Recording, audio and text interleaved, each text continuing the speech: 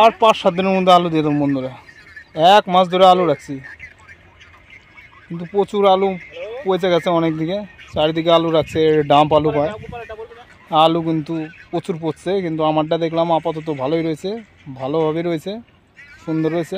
Processing করে আলু রাখা যায় থাকবো, আর তুমি যদি গন্ডগোল আলু রাখো তাহলে কিন্তু থাকবো না। এই কাকাও রাখছে আলু, সব আমরা একসাথেই দেবো, অক্ষাতিথের মধ্যে আলু দিয়ে দেবো।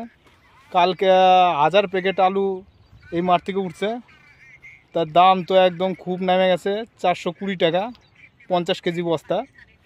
তা আজকে বন্ধু কেউ আলু দিতেছে না, আমাদের প্রচুর এই মাঠে আলু আছে, কিন্তু আজকে দিতেছে না কেউ। এই দাদু হইতেছে বাংলাদেশের লোক, দেখাইতেছি। এই দাদু হইতেছে বাংলাদেশের লোক, বিরাট বড় চাষি। ইনি 500 বস্তা রাখছে ডাম্প আলু। তা দাদু কালকে কি বাজার গেছে? 420 টাকা। 420 টাকা গড় আলু, 420 টাকা, মানে 1 ধার থেকে ভরে নেবো, পচা খালি ভাত, তাই তো? পচা ভাত বন্ধুরা।